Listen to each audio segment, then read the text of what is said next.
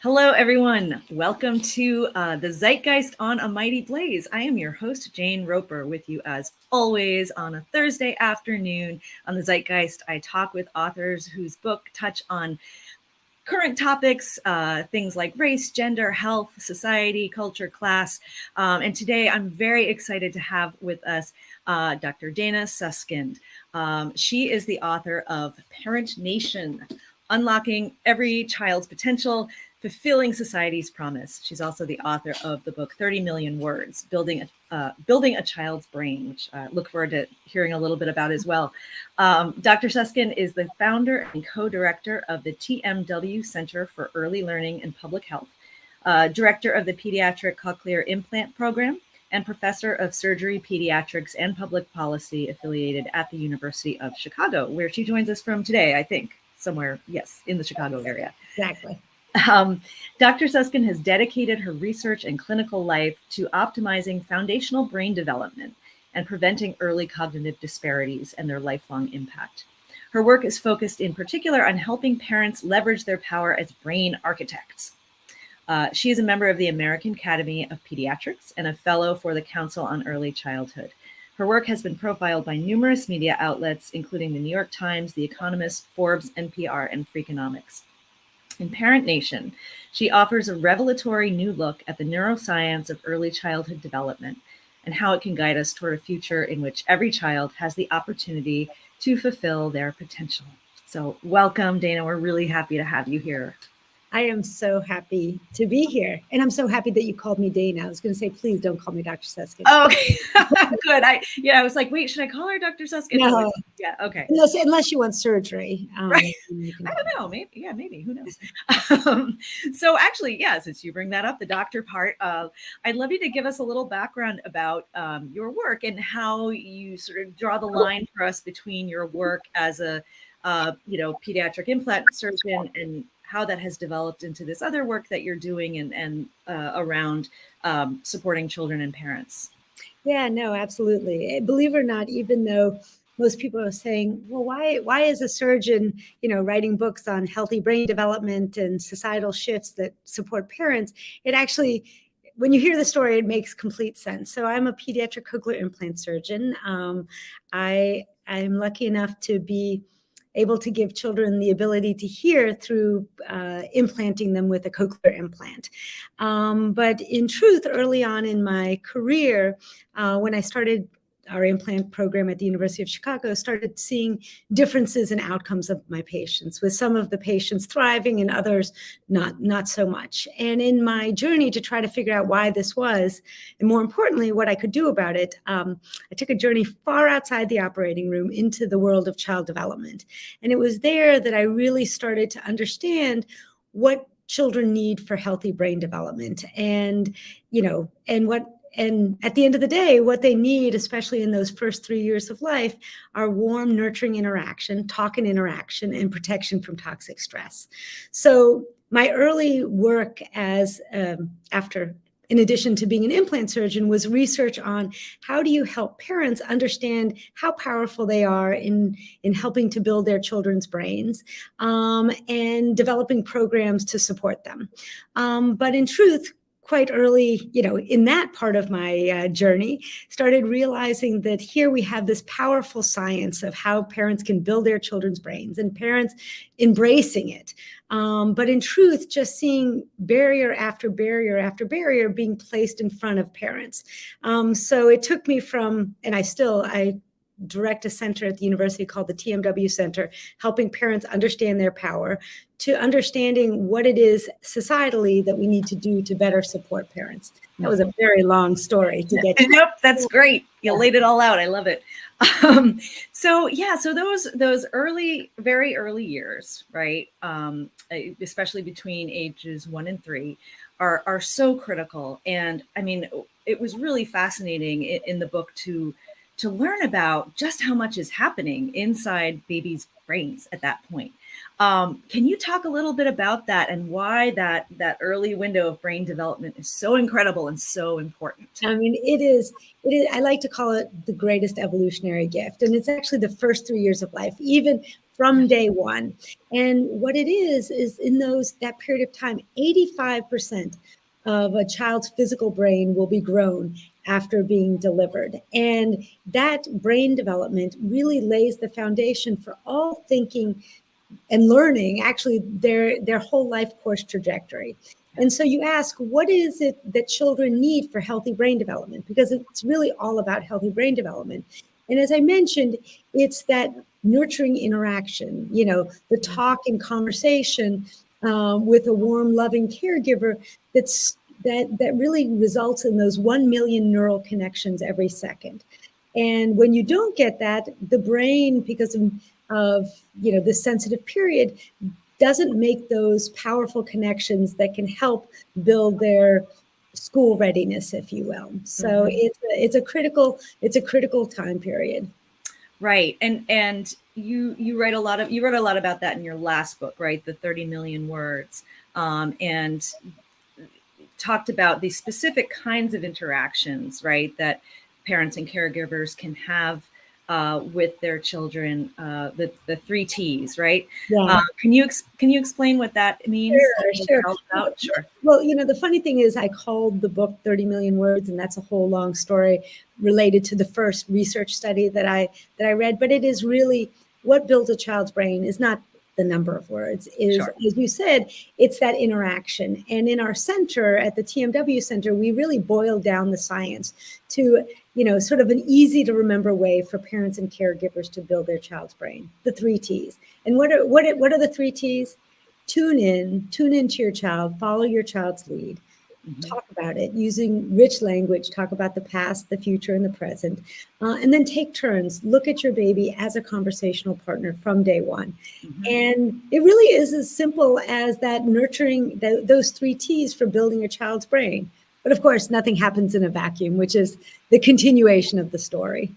Right, exactly. And I kind of love that you touched on that, how this book is in a way a continuation of that book, because it's one thing to say, hey, here's the stuff that parents need to do, and this is what's going to grow your child's brain. It's another thing for that to actually happen, for that to be feasible for all parents, for all caregivers, all families, because there's certainly many obstacles that get in the way. And you really dig into that in this book. So do you want to talk some about that? How come this isn't as easy as simply like, here, parents, do this thing? And that's exactly how, in truth, I wrote the first book, explaining the neuroscience of healthy development for children, what it takes at the individual level. Right. What is that powerful science? And in some ways, I wrote it because I thought, wow, if a surgeon could be so inspired and sort of step out of the operating room, well, certainly then society will understand, the policies and supports that parents need to be able to do that. But instead, people consumed it as an individual level sort of how-to book, right. Oh gosh, what can I do to build my child's brain? Is it too late? And that really wasn't, and look, all, at the end of the day, I have found in my, many, many years of doing this work that ultimately almost all parents want the same thing for their kids, just to get them off to the best possible start. But what's happened in this, especially in this country, we've sort of, I guess because of the myth of American individualism, we've convinced parents that this is an all on your own endeavor, that having a child is all on you. And if it doesn't go well, and if you, with all the balls in the air, it's your fault. And what is so clear is that, yes, at the end of the, yes, parents are and caregivers are building their child's brain. They are the key architect. But just like me going into the operating room as a surgeon, I would never be able to do what I need to do without, nurse anesthetists, without, nurses, without anesthesiologists. In that same way, parents need those supports, but they've been convinced that they don't. And that's why we're in the situation that we are today. Right. And yeah, you kind of alluded to this, but, I know when my kids were little, I definitely remember feeling this great weight. Like, I have to get this right. Like, I have to do, and I have to do it also while managing a career and, and all this other stuff. And there's almost this sense of desperation around it. And that's, I was coming at it from a very privileged position. So but for many people, those structures and that kind of support just isn't there.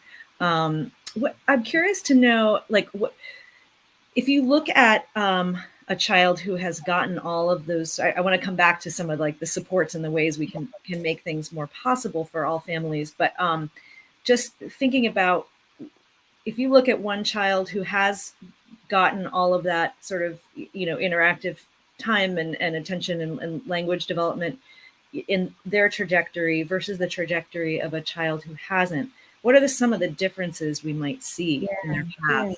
Yeah. And remember, I mean, I saw this firsthand working with the families, children with hearing loss, where it is really obvious, you put an implant in, but hearing isn't about the ears, it's about the brain. And for those children who got a lot of rich language, I mean, their educational trajectories were often on par or even ahead of some of their hearing peers because they got so much interaction. And those that didn't get as much interaction, lagged behind in their language and their vocabulary. And this really mirrors the population at large because, understanding how the brain develops allows you to understand why this is. See, when you're born with, billions of neurons that aren't connected. And basically what interaction does, it's almost the instruction guide for the brain of how to wire up, right? It's the instruction.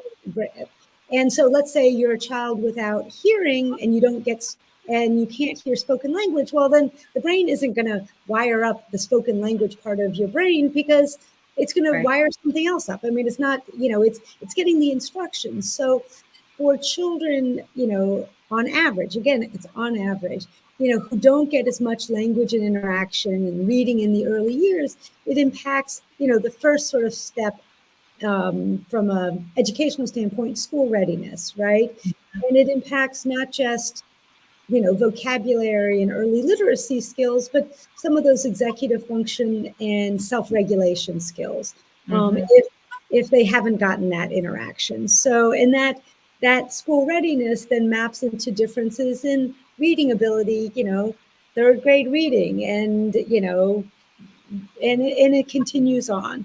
And I often think about those first years of life as what contributes significantly to what we call the opportunity gap. We used to call it the achievement gap, but we prefer to call it the opportunity gap because children they come all out with potential, right? Everybody has different potential. This is not about like we're all the same, but we all have incredible potential, but really it's potential that needs to be fulfilled. And children need certain things in the early years for them to reach the promise of their promise.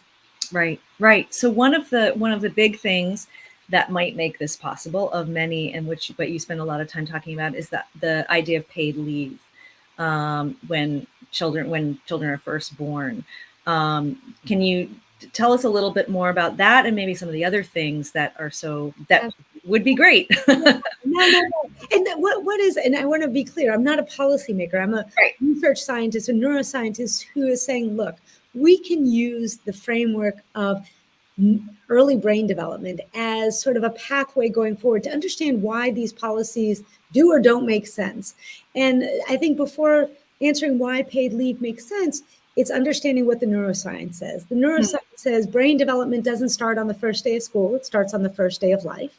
That parents and caregivers are their children's key and first and most important brain architects, right? And stable, nurturing environments are critical for healthy brain development. So when you understand that this is what children need, it makes clear what parents need, because often they need the same thing. So paid family and medical leave, which, by the way, we are literally the only developed nation in the world not to have, which is just mind-blowing.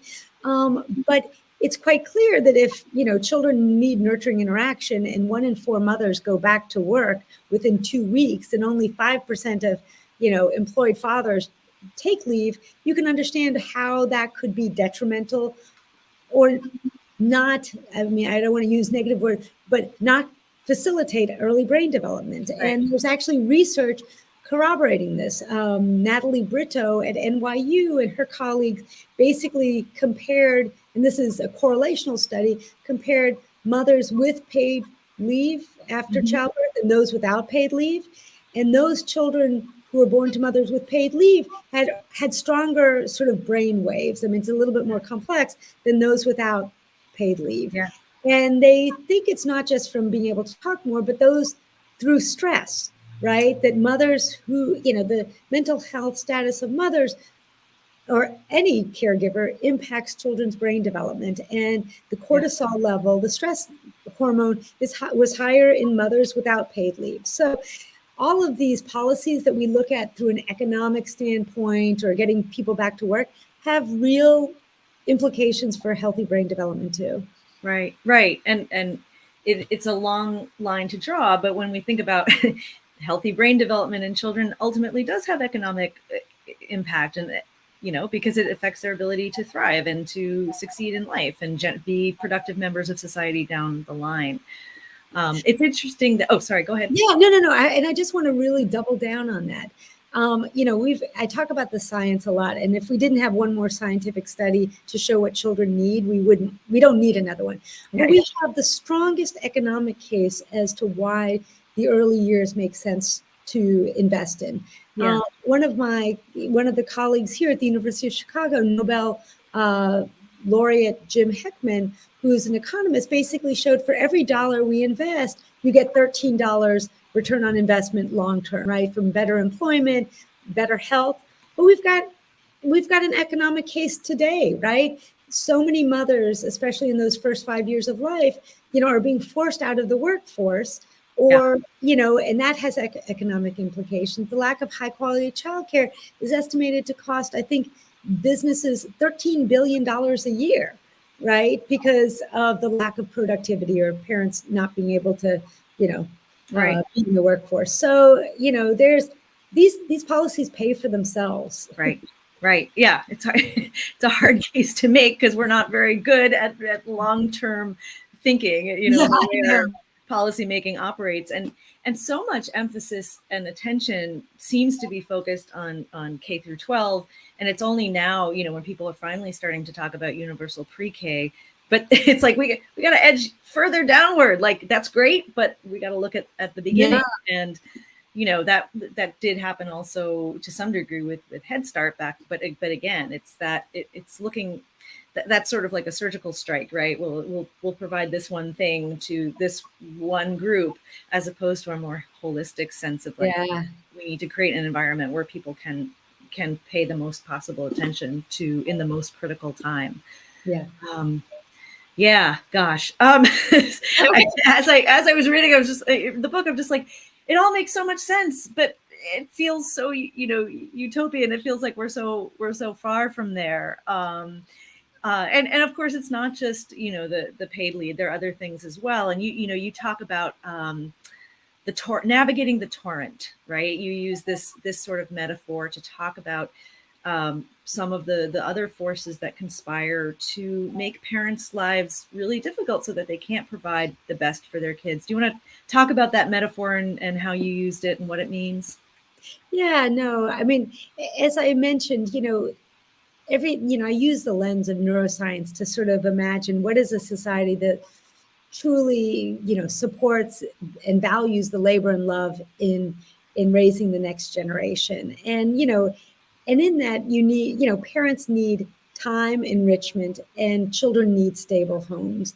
And so I use the metaphor of the torrent for the unpredictability and uncertainty that lives in so many, and almost anybody who lives is going to have uncertainty, and how it can impact how parents do and how children thrive. So, in that realm, just talking about, sort of not the mundane, but the issues of like the mental health of mothers and, issues of postpartum depression and how it can impact not just them, but their children. But the fact that we don't have a holistic healthcare system that, preemptively supports mothers and parents in this way is a significant impact on children and even more importantly on mothers.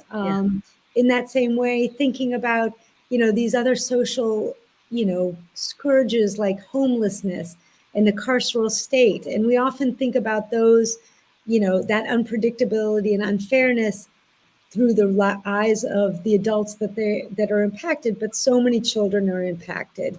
It can go on and on. I mean, so I know I'm not sure I answered your question, but yeah. Close enough. Yeah, no, you did. Another thing that you talk about sort of when we talk about that torrent, the unpredictability and the difficulty is how being in unstable and unpredictable environments and that sort of the toxic, the stress can have an impact on brain development. Can you talk a little more, put your, the sciencey hat back on and tell a little bit more about that? Yeah, no. So often, I came into this field very much, I'm a cochlear implant surgeon, ear surgeon, understanding that language, conversation build a child's brain. But equally important in those early years is, as I mentioned, stability and the lack of what we call toxic stress. Everybody has stress. So this is not just the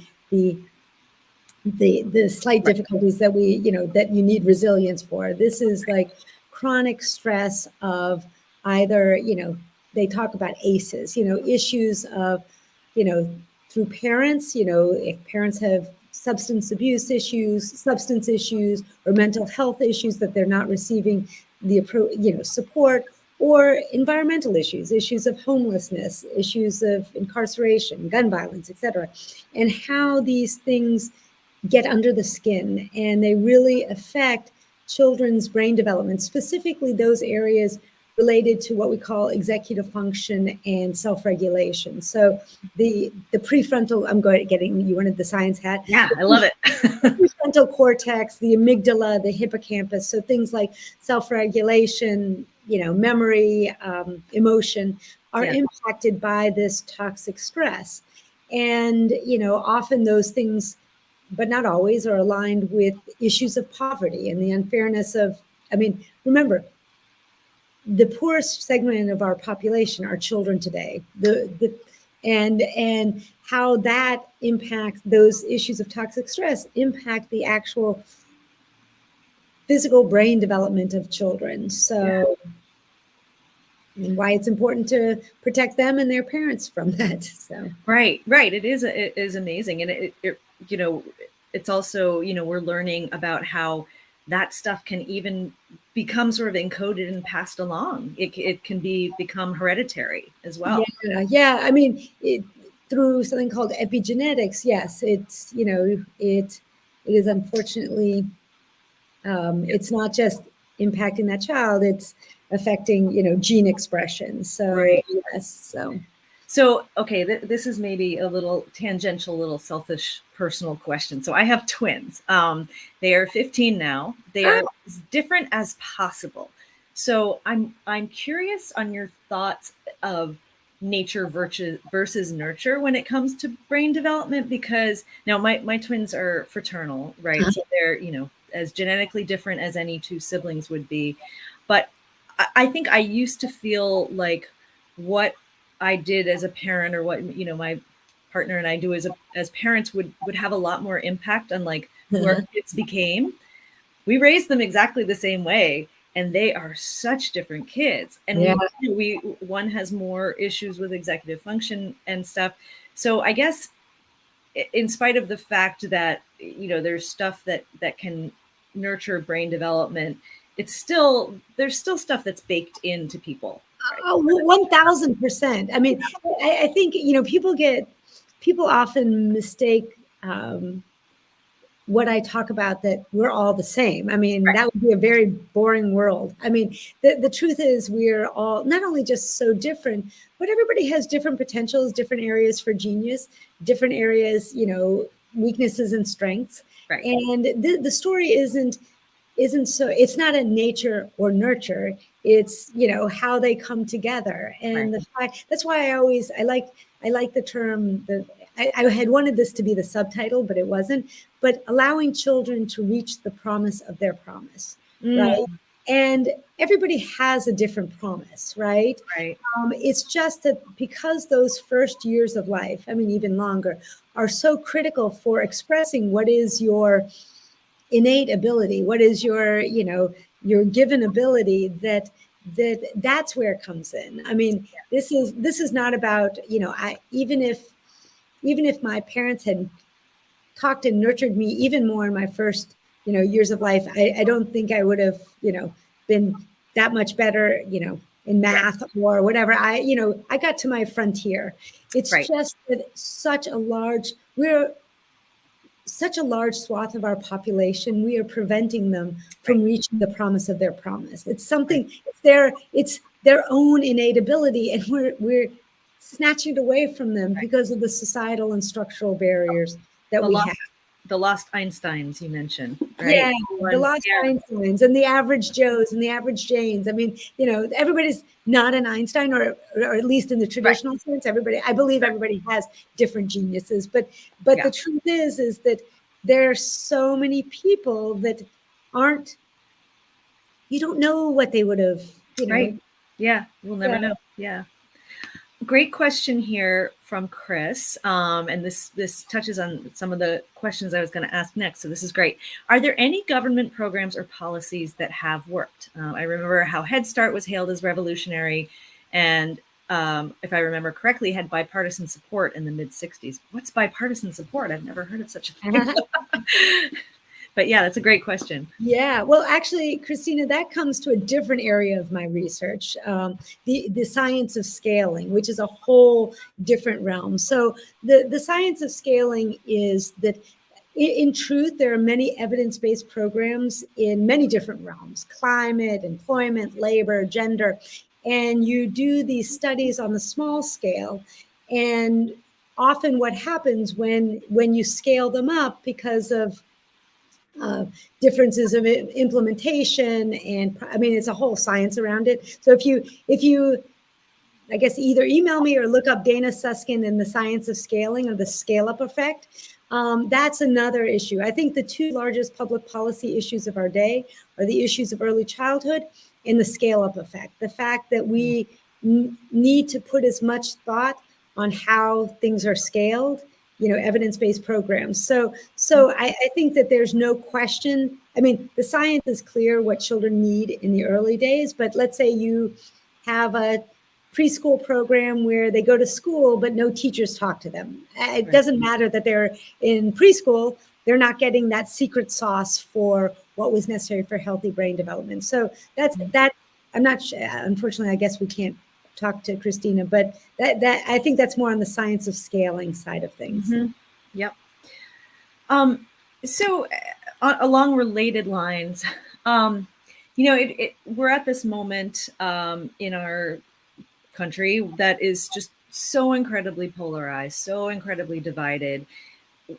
We have folks who believe, that having things like paid leave, having things like, subsidized or more accessible daycare, guaranteeing living wages, all these things that would make it more possible for parents to be there for their children and give more support for parents. I mean, I love what you said about, I think, or someone else had said, like, it's not so much that it takes a village to raise a child, it takes a village to support parents, right? But so many of these policies right now feel just politically impossible, right? We're at this deadlock where, some people are pushing for them, other people are saying, no, it's socialism, and it doesn't feel like we're ever going to get there. So do you have hope? I mean, do you think there's a path forward?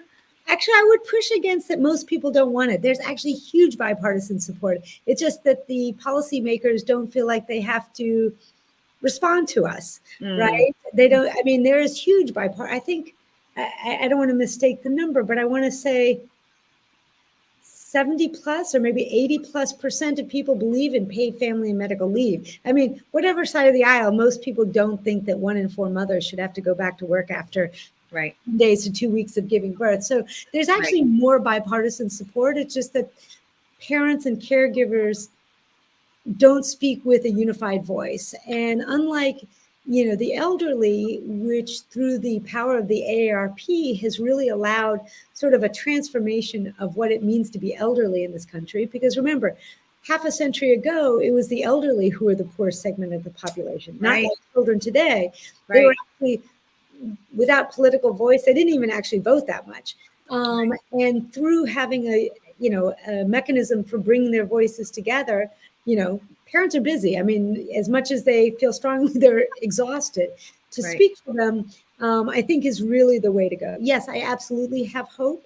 But not only hope for the short term, we can make some short term gains here and there, but really I think the long term solution is I don't know, an NAPC, a National Association of Parents and Caregivers, or something that brings together, that takes a really large tent approach. Because I think there is more that unifies us than separates us. We just have to, we've been convinced otherwise, but I actually think that I've talked to, anyway, so. We have to figure out how to find that common ground and work together toward it.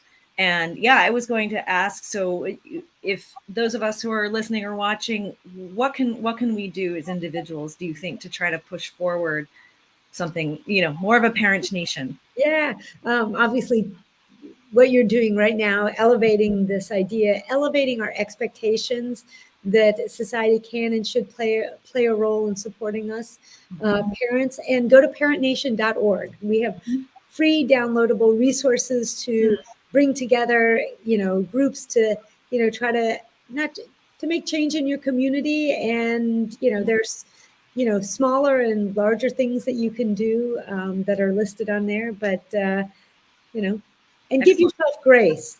Let me tell you, these last few years have not been easy. And there is something called good enough parenting. Yours are 15, mine are 17 to 23. So they do not okay. Right, exactly. And there's, perfect is the enemy of good. And you can't be a perfect parent, but you can be. There's no such thing. Yeah.